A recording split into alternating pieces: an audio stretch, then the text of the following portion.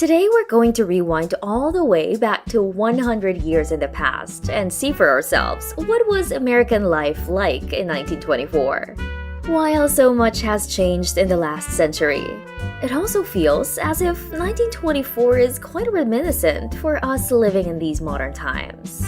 In 1924, they were just coming off the heels of a pandemic, consumer spending was bouncing back, and there was relative economic and political stability.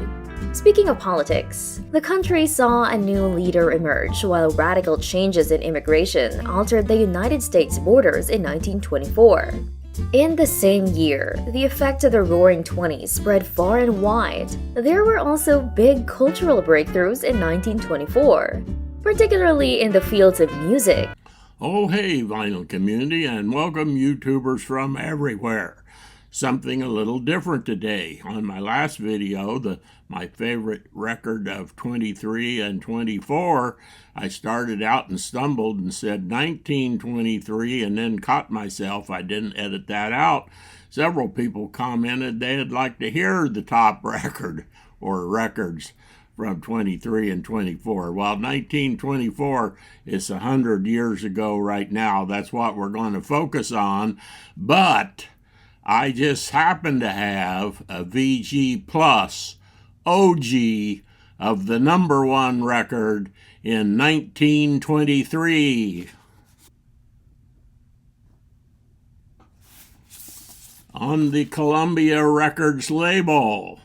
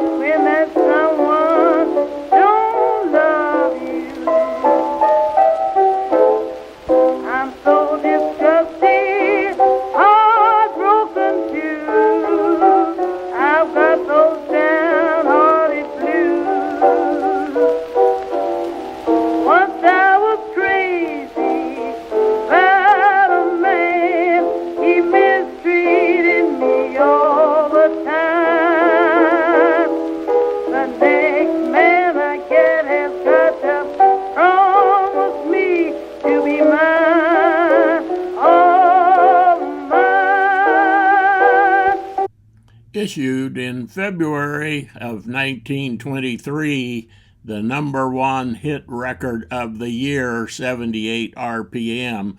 That was Bessie's first record on Columbia, and it didn't take long to sell 1 million copies. You would have had trouble finding 1 million phonographs in the country at that time. Bessie Smith was really important for Columbia Records because the success she had in the 1920s allowed Columbia to survive the 1930s. Flip side, Gulf Coast Blues, another big hit. I'll have another OG record from 1923 at the end of this video, so watch till the end, and now let's see what was the number one record in 1924. Now, I got this on CD and I have it on vinyl, but I didn't dig it out for that. This one was a little more special.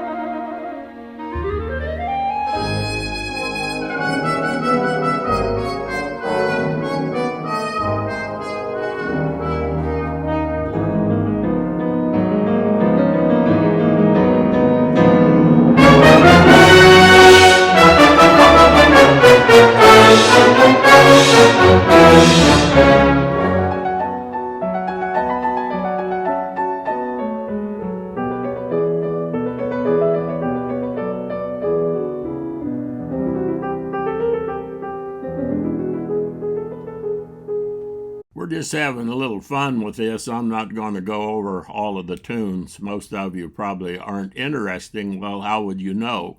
Well, of course, nowadays we can Google and it will tell us what the top tunes were of each year and each century and so forth. But I've had this book for a long time, Pop Memories, 1890 to 1954.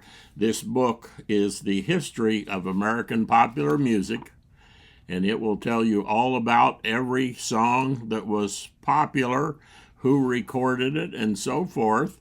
And then when you get back towards the back here, it will have by year, by decade, by other thing. And so here was a good reference material book back before we had the internet.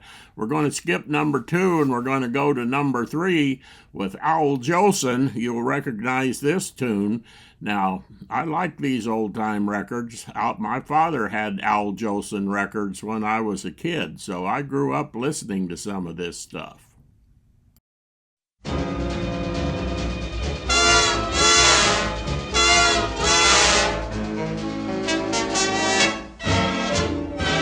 When the wintry winds start blowing and the snow is starting to fall, then my eyes turn westward knowing that's the place that I love best of all. California, I've been blue since I've been away from you. I can't wait till I get going. Even now, I'm starting to call. Oh, California, here I come, right back where I started from, where bowers of flowers bloom in the spring. Each morning, that dawning birdie sing, and everything a sun-kissed miss said, don't be late. That's why I can hardly wait. Open up that golden gate, California, here I come.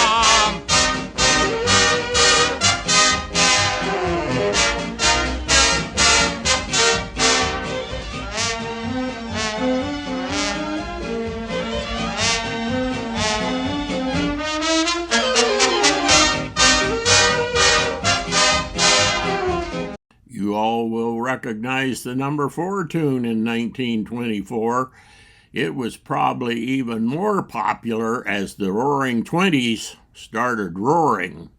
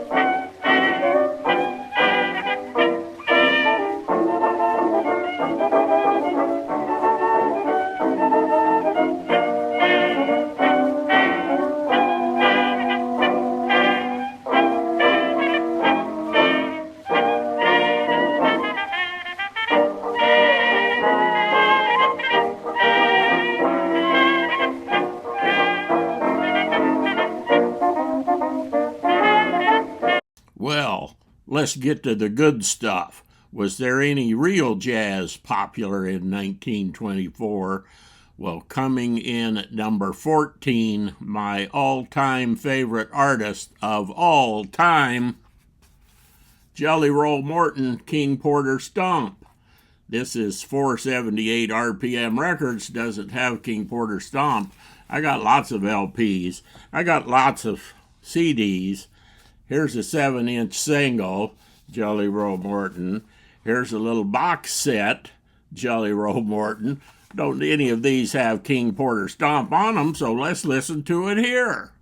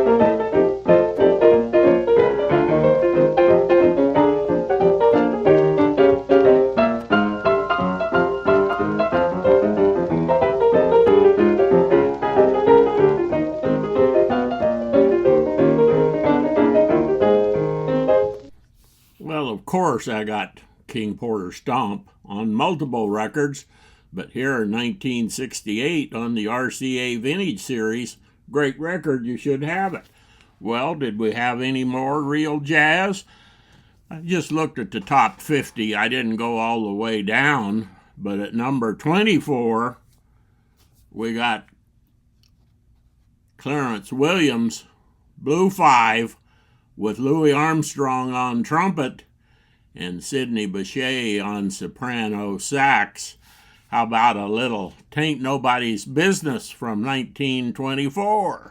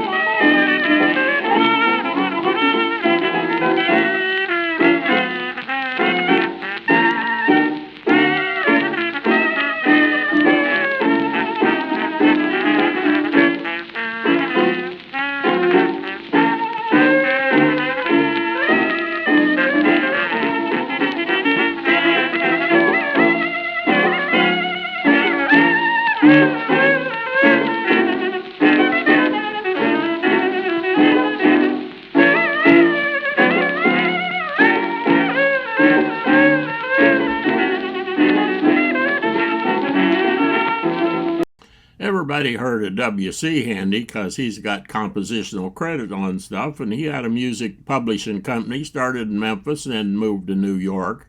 Most of you don't know Clarence Williams. He started out in New Orleans as a musician, a band leader, a composer. He was outstanding. He started music publishing in New Orleans and then later on moved up. A lot of the most important jazz blues numbers published in the 1920s by black artists were published by Clarence Williams Music Publishing. Now, those of you who have watched my channel have heard me say many times my favorite category of music is female vocals. Well, who was the most popular female singer of 1924? It was Marion Harris, yes, bet you don't recognize that name either. In 1924, she had 5 records in the top 38, the most of any female singer.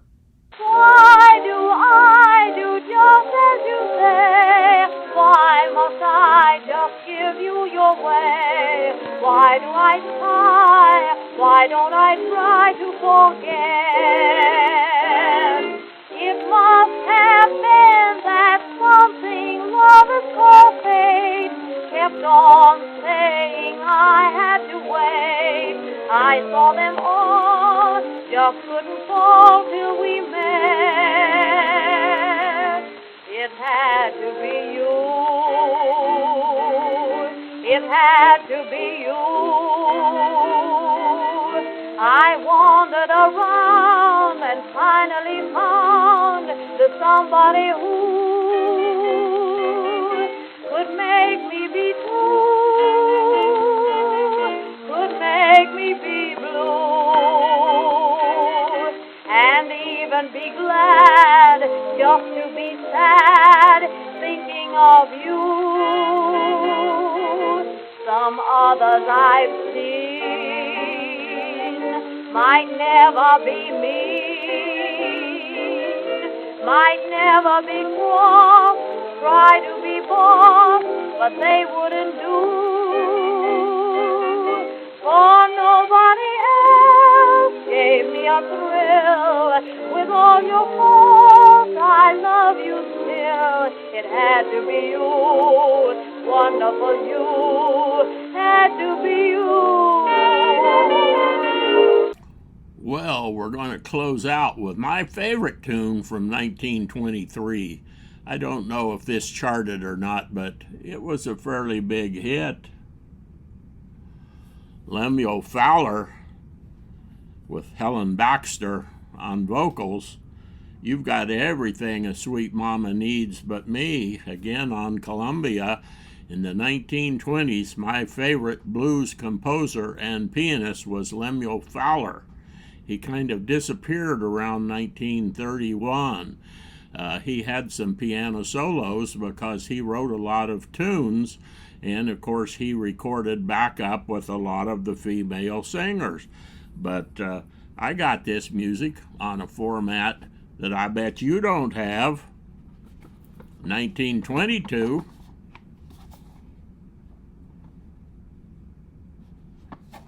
He wrote a big hit. He may be your man, but he comes to see me sometimes.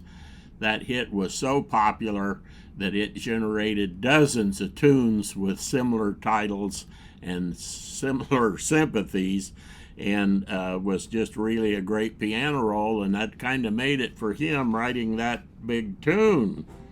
Well, in the early 1970s, these rolls were rare. Jazz Classics is my label. Here's You Got Everything a Sweet Mama Needs But Me. Probably only a half a dozen known copies of this roll in existence today. So in the early 70s, from collectors around the country, I borrowed rare copies and had multiple copies made so I could share them with other people interested in player piano music. Got a long leader on this roll. There you go. There's Lem Fowler's fingers touching the keys for You've Got Everything a Sweet Mama Needs But Me.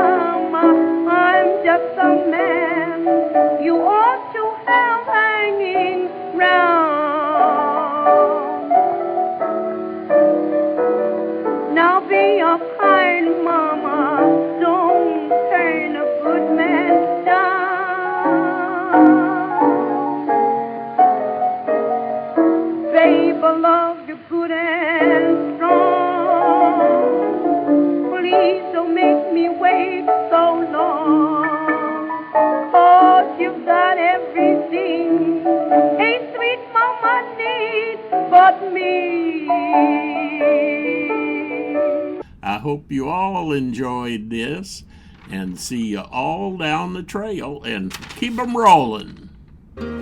Happy trails to you until